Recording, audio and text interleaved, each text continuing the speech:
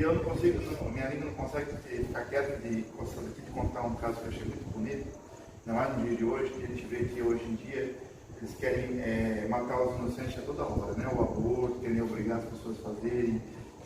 Vocês viram aquele caso da Inglaterra, aquela criancinha que estava entubada, e que o Supremo Tribunal Federal da Inglaterra mandou desligar os aparelhos, porque os médicos disseram que ela não tinha cura, né? Aí comoveu o mundo inteiro e tal, aí pediram de novo, aí foram lá desligar, os pais eles deixaram, entraram com recurso e tudo. Aí o Vaticano, isso foi na Inglaterra, o Vaticano ficou sabendo. O Vaticano mandou uma carta que dava o helicóptero, o transporte, com UTI montada, o hotel e toda, para ficar lá no Vaticano, no hospital do Vaticano, né? Ligar diretamente ao Papa, e com hotel para a família, quanto tempo fosse necessário. Se a criança ficasse viva ainda mais 10 anos no aparelho, 20 anos, 100 anos, não importava. Sabe o que o Supremo Tribunal Federal da Inglaterra fez? Proibiu a criança de sair do país da Inglaterra e mandou desligar os aparelhos. E minha esposa teve a coragem, não sei como ela teve essa coragem, de assistir como desligar o aparelho, porque a criança não conseguia respirar, na colo da mãe, e a mãe foi acompanhando os últimos momentos da filha. Filha ou filho? Filha, né? Filha. Menina, tão linda. E a mãe não pode fazer nada, porque tinha recurso, eles até financeiramente tinham recurso de levar para outro local. O Vaticano ofereceu, o Vaticano é um país, né?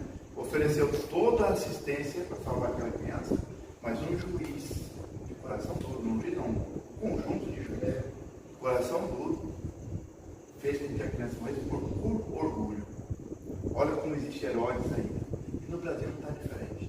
O nosso Supremo Tribunal também quer que seja forçado o aborto. E se por acaso o médico disser, olha, sua criança ela vai nascer com defeito, então você tem que abortar.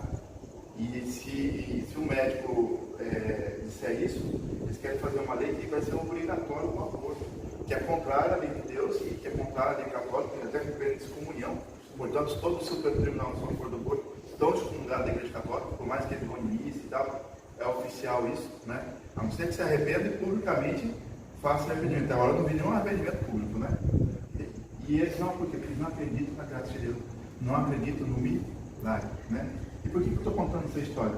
Porque justamente no dia 13 de dezembro nasceu um homem, em 1908, que praticamente mudou muita coisa na história da humanidade, com livros e tudo, né?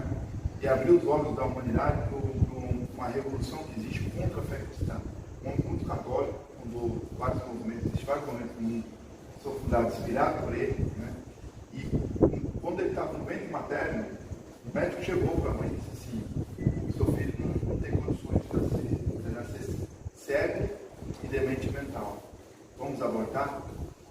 E a mãe dele disse o seguinte, senhor, o senhor não deveria nem sequer cogitar em fazer uma pergunta dessa para uma mãe católica.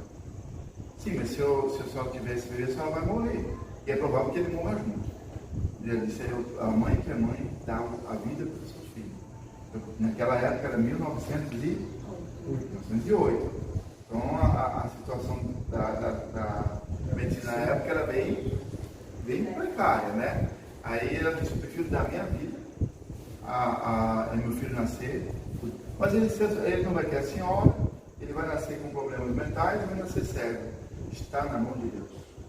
E qual foi o dia que ele nasceu? 13 de dezembro. No dia de Santa Luzia. Nasceu com um olho fabuloso, com 4 anos de idade, já sabia falar 5 línguas, sabia toda a aritmética, português excelente, um homem que tinha assim uma sabedoria que encantava e espantava a todos, né? E quando chegou, e naquela época estudava em casa, quando ele foi para a escola, ele tirava a melhor nota porque todo mundo ficava encantado com ele, que tinha uma inteligência assim que era fora do normal.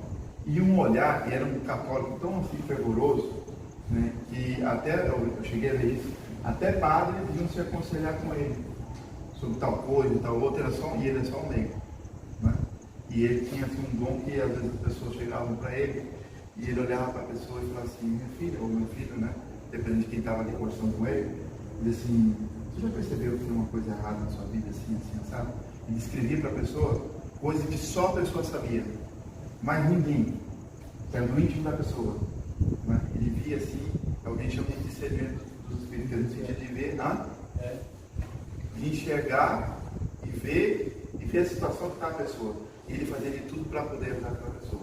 Agora ele sofreu muito por causa disso, porque ele via que era sozinho. Ninguém acompanhava o crescimento dele, ninguém acompanhava a atividade dele, o que fazer. Ele pediu muito a Nossa Senhora, e quando ele pediu a Nossa Senhora que desse um sinal para ele, qual seria a maneira de ele se entregar a Deus, se era ser um leigo consagrado, um sacerdote e tal. E aí ele rezou a Santa Teresinha e pediu. E ele comprou um livro que não tinha nada escrito na capa. Quando ele viu, deixou até estranho, mas era o livro mais barato que tinha, e na hora ele estava meio sem dinheiro, rapaz novo ainda, comprou, e estava lá, com o Tratado da Verdadeira Devoção à Santíssima Virgem. Quando ele leu aquele livro, ele foi encantado. Vou ser um escravo de Maria. E aí ele tinha achou interessante aquilo e tudo. E aí um amigo dele falou assim, olha, o escravo de Maria está formando um movimento aí, chamado dos Congregados Marianos. Eu quero saber como é. Aí ele comprou a fita dos Congregados Marianos também, um livro, e foi onde ter a reunião. Ele pensou que encontrasse 10, 20 pessoas, né? Chegou lá, tinha mais de 5 mil homens, jovens, todos com a faixa mariana, e todos pensavam como ele, ou seja, eram católicos que estavam dando a castidade para Nossa Senhora. Segundo o seu estado, não era celibatário não, né? E ele ficou encantado, agora eu me encontrei, agora eu sei que não estou mais sozinho. Tem pessoas que querem lutar pela igreja como eu. E ele se alistou na congregação mariana, e foi até o final e começou a lutar pela Igreja Católica, Apostólica Romana. Ele foi até carta do Papa elogiando o trabalho dele, mas ele foi o primeiro que percebeu que dentro da igreja estava tendo uma infiltração comunista, que depois deu na teologia da libertação, e ele escreveu para o Papa mostrando que infelizmente estava acontecendo isso. E o Papa agradeceu a ele por esse livro que ele escreveu, né, chamado De Defesa da Ação Católica. E qual é o nome desse homem? Você já descobriu? Dr. Plínio Correia de Oliveira. Né? E eu conheci ele pessoalmente, e foi graças a ele que eu estou aqui. Toda a minha formação, tudo que eu conheço, tudo que eu aprendi, praticamente foi na boca dele, das reuniões que ele falava, e também com as aulas de teologia que teve depois, manologia e tudo, mas tudo ele que dava as indicações. Né?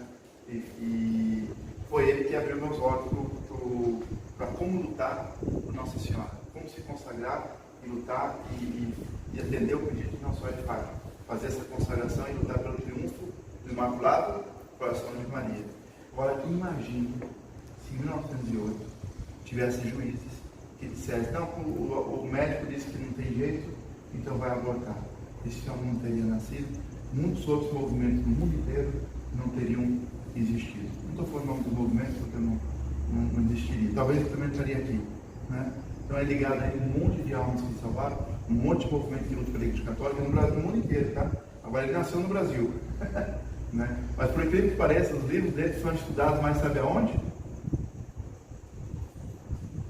Na Itália. É obrigatório ler os livros dele, Revolução e Contra-Revolução, Defesa Católica, para entender o que está acontecendo no mundo, para saber como lutar pela Igreja Católica.